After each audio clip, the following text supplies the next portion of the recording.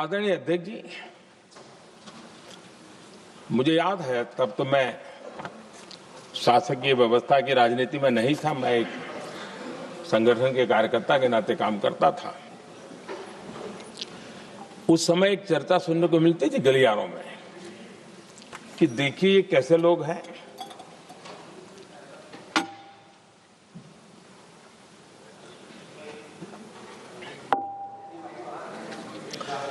पंचायतों में आरक्षण देना है तो बहुत आराम से दे देते हैं, लेकिन आप कह रहे हैं तो कह रहे हैं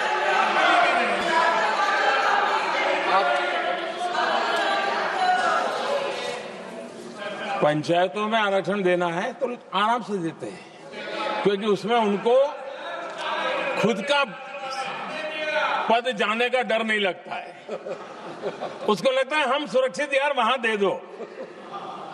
ये उस समय गलियारों में बहुत चर्चा थी कि बोले कभी नहीं करेंगे यहां बैठे हुए। क्यों? क्योंकि उनका कुछ जाएगा और इसलिए, और बगे पंचायत का हो जाता है, 50% तक पहुंच गए। मैं राजनीतिक दृष्टि से और भी एक बात समझाना चाहता हूं साथियों। आज से 25 साल 30 साल पहले जिसने भी विरोध किया तो विरोध राजनीतिक सतह से नीचे नहीं गया था। आज ऐसा समझने की गलती मत करना।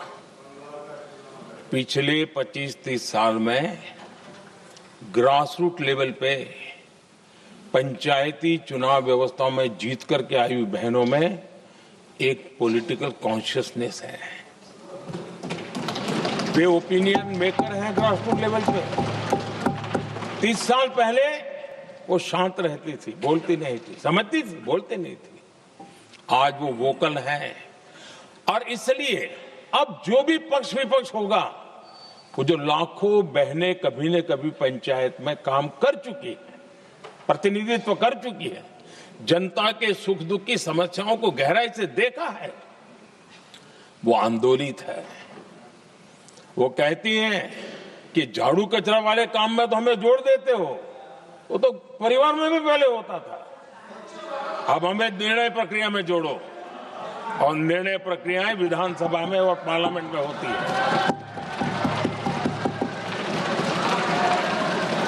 और इसलिए मैं राजनीतिक जीवन में जो लोग प्रगति चाहते, मैं किसी भी सांसद की बात करता हूं, किसी भी एमएलए की बात करता हूं, ये दल वो दल की बात मैं नहीं कर रहा हूं। जो भी राजनीतिक जीवन में सफलतापूर्वक आगे बढ़ना चाहते हैं, उनको ये मान के चलना पड़ेगा कि पिछले 25-30 साल में लाखों बहनें ग्रास रूट लेवल पर लीडर बन चुकी हैं। अब उनके अंदर सिर्फ यहां 33% का नहीं, वहां भी वो आपके फैसलों को प्रभावित करने वाली है। और इसलिए जो आज विरोध करेंगे उसको लंबे समय तक कीमत चुकानी पड़ेगी, लंबे समय तक कीमत चुकानी पड़ेगी। और इसलिए राजनीतिक समझदारी भी इसी में है कि हम ग्रास रूट लेवल पर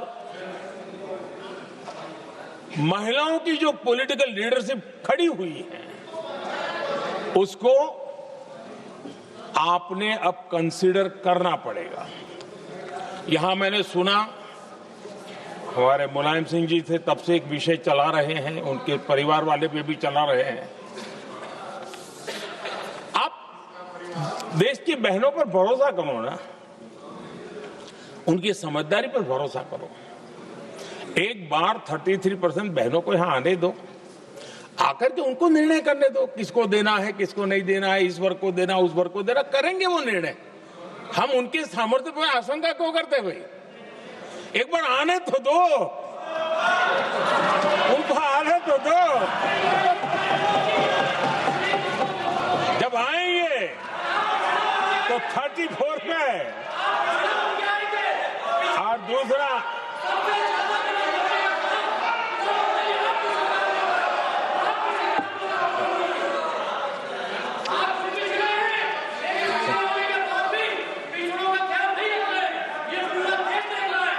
धर्मेंद्र जी मैं आपका बहुत आभारी हूं कि आपने मेरी पहचान करा दी। ये बात सही है, मैं अति पिछड़े समाज से आता हूं।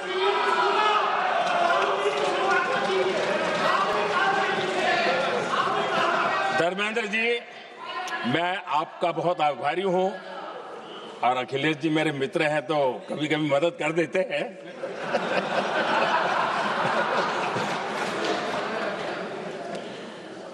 ये बात सही है कि मैं अति पिछड़े समाज से आता हूं, लेकिन मेरा दायित्व समाज के सबको साथ लेके चलने का है, और यही मेरे संविधान ने मुझे यही रास्ता दिखाया है।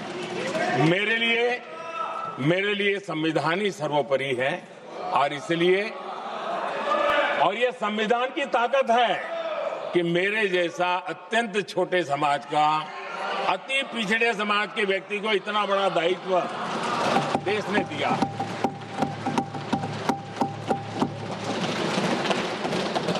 और इसलिए मैं तो देशवासियों का ऋणी हूं, और मैं तो संविधान निर्माताओं का ऋणी हूं कि जिसके कारण आज मैं यहां हूं। लेकिन आदरणीय अध्यक्ष जी, पिछड़ी जाति का स्वीकार कर रहे हैं, लेकिन हम पिछड़ी जातियों के साथ अन्याय न करें, इतना निवेदन है। आदरणीय अध्यक्ष जी,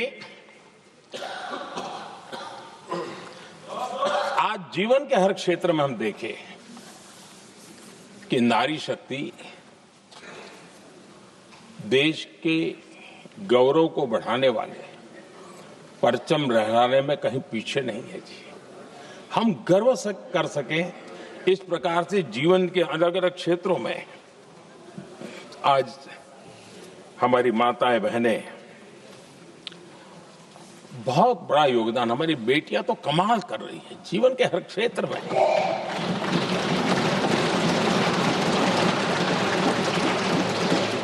इतना बड़ा सामर्थ्य, उसको हम हिस्सेदारी से रोकने के लिए क्यों इतनी ताकत खपा रहे हैं जी? उनके जुड़ने से सामर्थ्य बढ़ने वाला है, और इसलिए मैं आज अपील करने आया हूं आपके पास कि इसको राजनीति के तराजू से मत तोलिए। ये राष्ट्रहित का निर्णय है।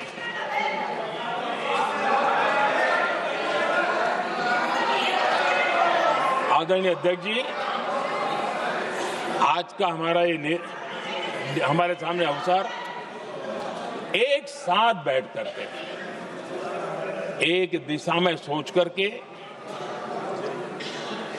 विकसित भारत बनाने में हमारी नारी शक्ति की भागीदारी को एक खुले मन से निर्णय करने का अवसर है, स्वीकार करने का अवसर है। और मैंने जैसा पहले ही कहा